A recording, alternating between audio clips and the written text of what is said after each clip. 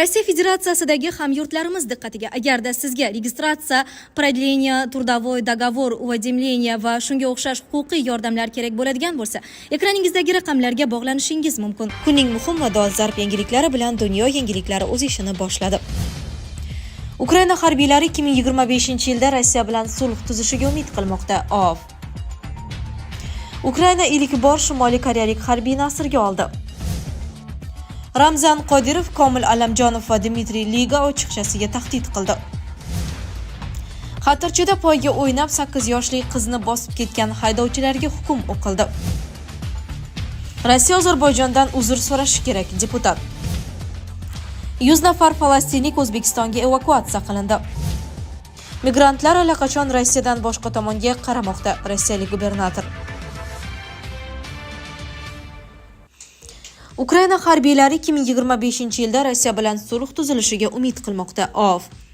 Ukraina harbiylari 2025-yilda Rossiya bilan sulh tuzishiga umid qilmoqda, chunki ular dam olishni xohlamoqda, deb yozadi The Washington Post. 2025-yilda o't ochishning ehtimoliy to'xtatilishi haqida so'ralganda, askarlar dam olishni mamnuniyat bilan qabul qilishlarini aytishdi, deyiladi materialda. 33-mexanizatsiyalashgan brigadadan ukrainalik harbiy Felixning nashriga aytishicha, Ukraina qurolli kuchlari askarlari allaqachon janglardan charchagan. Felix 20-yanvar kuni AQShning saylangan prezidenti Trampning inauguratsiyasidan so'ng o't ochishni to'xtatib bo'yicha muzokaralar boshlanishiga umid qilayotganini aytdi.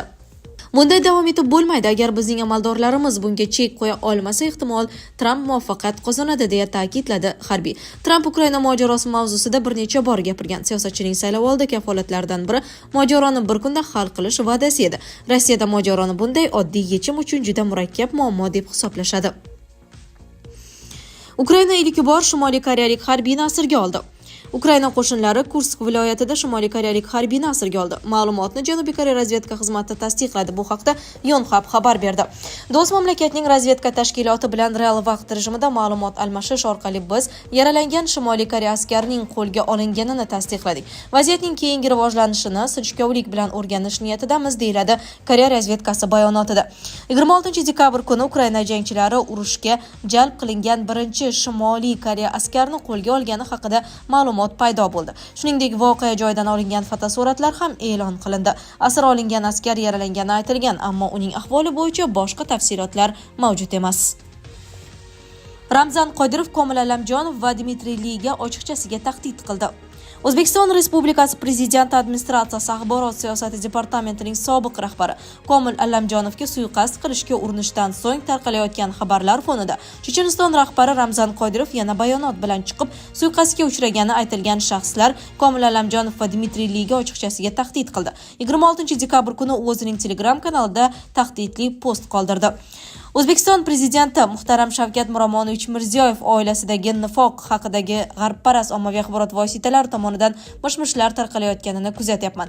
2 oydan ko'proq vaqt oldin O'zbekistonda sobiq amaldor Komil Allamjonovning hayotiga suiqasd bo'lgani haqida ma'lumot paydo bo'lgan edi.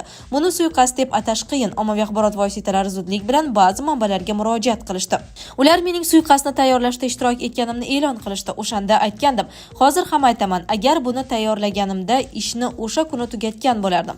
Men haqimda bunday yomon fikrda bo'lmasligingiz kerak, deydi Qodirov. U ish bo'yicha tekshiruv jarayoni boshlanganidan 2 oy o'tgach, o'sha suiqasdning yana bir muvaffaqiyatsiz qurboni rolida Dmitriy Lining to'satdan paydo bo'lishini savol ostiga olgan. Menimcha, ushbu voqeani chuqur o'rganish bilan birga ushbu voqea ustida ishlayotgan tergovchilarga nisbatan ham rasmiy tekshiruv zarur. Ishonchim komilki, bu shov-shuvlarning barchasi ichkaridan ma'lum bir guruh tomonidan o'zlarining uzoqqa cho'zilgan sahna ortidagi o'yinlari uchun foydalanilmoqda. Qanday bo'lmasin, men barcha manfaatdorlarga chechen izlarni har qanday hiyla-nayranglarga jalb qilmaslikni qat'iy maslahat beraman.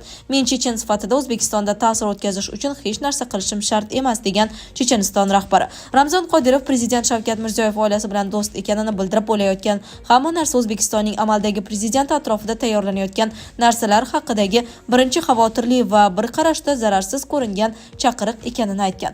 Rangli inqiloblarning g'arbparast ssenariylari har xil, lekin ular har doim kichik to'qnashuvlar bilan boshlanadi va bu alohida holat emas. Men prezidentga sodiq odamlarga, ishonchli o'rtoqlar obro'siga qanday axborot hujumi borligini aniq ko'raman. Suiqasd bilan bog'liq shov-shuvlar fonida ba'zi ommaviy axborot vositalari prezidentning qizi va uning kuyovi hokimiyatga da'vo qilishi mumkinligi haqidagi yana bir hikoyaga e'tibor qaratmoqda.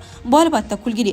Birinchidan, Miromonovichning qizlari unchalik ahmoq emas. Ikkinchidan, qaynotasini otadan boshqa so'z bilan atamaydigan Otabek Umarovning fe'l-atvorini, fidoyiligini kam odam biladi. Bu prezidentga nihoyatda sodiq inson. Shavkat Miromonovichga yomonlik qilishni xayol ham qilmaydi. Men Grozniyga boshqa galaktikadan o'zga sayyoraliklar kelishiga ishongan bo'lardim, deb yozgan Ramzan Qodirov. Xatirchida poyga o'ynab 8 yoshli qizni bosib ketgan haydovchiga hukm o'qildi. Navoiy viloyatining Xatirchi tumanida 8 yoshli qizni bosib o'tib ketgan haydovchilarga sud hukmi o'qildi. Qalampir.uz sud hujjati bilan tanishdi. Qayd etilishicha, 1976-yilda tug'ilgan N.A. hamda 1976-yilda tug'ilgan F.A. o'zlarining boshqaruvidagi Bivadi mashinalarni Xatirchi tumani hududidan o'tuvchi 4R48 avtomobil yo'lining 126-127 kilometr oralig'ida bir-birini quvib o'tish maqsadida katta tezlikda boshqargan. Oqibatda piyodalar yo'lagidan o'tayotgan voyaga yetmagan SHni N.A. mashinasi bilan urib, uning ortidan kelgan F.A. esa yiqilgan qizaloqni bosib ketgan.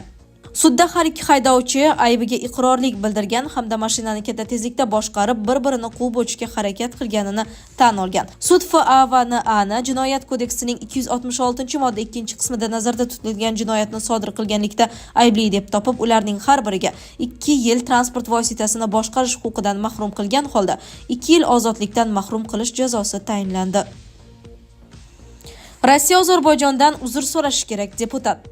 Rossiya tomoni Ozarbayjon havo yo'llari fuqarolik samolyotini havo hujumidan mudofaa raketasi bilan urib tushirgani uchun uzr so'rashi kerak. Bu haqda Ozarbayjon parlamenti deputati Rasim Musabekov 26-dekabr kuni mahalliy Turan nashriga bergan intervyusida so'z ochdi. Samolyot Rossiya hududida Grozniy osmonida urib tushirilgan va buni inkor etib bo'lmaydi, degan Musabekov o'z bayonotida. Musabekovning so'zlariga ko'ra, Rossiya vaziyatga nisbatan adekvat munosabatda bo'lish va uzr so'rash o'rniga o'z izlarini yashirish uchun ommaviy axborot vositalari muayyan harakatlar qilmoqda.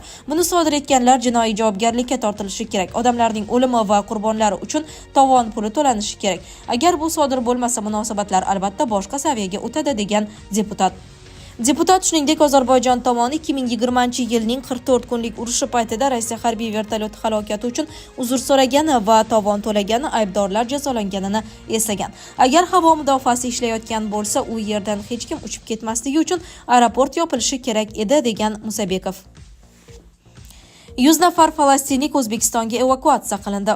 100 nafar yaralangan falastinlik bolalar va ayollar hamda ularning hamrohlari O'zbekistonga evakuatsiya qilindi. Bu haqda O'zbekistonning Qohiradagi elchisi Mansurbek Qilichev ma'lum qildi. Bildirilishicha, kecha 26-dekabr kuni Prezident Mirziyoyev tashabbusi bilan va O'zbekiston hamda Falastin Sog'liqni saqlash vazirliklari hamkorligida 100 nafar jarohatlangan falastinlik ayol va bolalarni, shuningdek ularning hamrohlarini evakuatsiya qilish amaliyoti amalga oshirilgan. Qilichevga ko'ra, evakuatsiya qilingan falastinliklar O'zbekistonda mehmon bo'lib, o'z vatanlariga kunlariga qadar mamlakatdagi sharoitlardan foydalanadi. Xususan, ular davolanish va sog'liqni saqlash, qayta tiklash uchun reabilitatsiya markazlari va shifoxonalarga joylashtiriladi hamda mamlakatda bo'lish davrida barcha zarur ehtiyojlar, jumladan mehmonxona, turar joy, maktablar va oziq-ovqat bilan ta'minlanadi. Migrantlar allaqachon Rossiyadan boshqa tomonga qaramoqda. Rossiyalik gubernator: Rossiyaga ishlash uchun borishi mumkin bo'lgan O'zbekiston aholisi hozirdanoq biz tomonga unchalik ham intilmayapti, dedi Voronoj oblasti gubernatori Aleksandr Gusayev yil yakunlari bo'yicha o'tkazilgan anjumanda. Uning so'zlariga ko'ra, ikki davlat rasmiylari O'zbekiston fuqarolarini Rossiyaga ishlashga jalb qilish borasida o'zaro hamkorlik qilishi kerak. Agar biz O'zbekiston fuqarolarini Rossiyada ishlashga jalb qilish borasida hamkorlik qilmasak, ularni yo'qotamiz. Ular allaqachon boshqa tomonga qaramoqda, dedi gubernator. Rossiyaga migrantlar kerak, ammo ularni uyushgan holda yollash zarur, deb hisoblaydi mintaqa rahbari. Agar nafaqat ishlashga qodir bo'lgan, balki bizning hayot tarzimizni qabul qilishga va til o'rganishga tayyor odamlarni tanlasak, ko'p narsa hal bo'ladi. Agar oilaviy bo'lib kelsalar, farzandlariga til o'rgatadilar, shunga yarasha qonunlarimizga ham amal qiladilar, dedi Gusayev. Voronoj oblasti gubernatori so'zlariga ko'ra, Rossiyaga kelishini istagan har bir kishining mamlakatga kirishga ruxsat beraverish shart emas. Shu bilan birga, agar yo'l zich panjara bilan yopilsa, migrantlar baribir kelaveradi, ammo ularning ba'zilari mamlakatga kerak bo'lmaydi. Ya'ni mutlaqo malakasiz odamlar xufiyona kirib oladi. Ular qandaydir ikkinchi darajali ishlarda mehnat qiladi. Bu eng yomon variant bo'ladi. Shaffof jarayonlardan o'tgan ma'qul. Biz kimni olib kelmoqchi ekanimizni, ular qayerda ishlashini tushunishimiz lozim. Shunda ular bu yerda nazoratsiz qolmaydi, deb xulosa qildi Guseyev.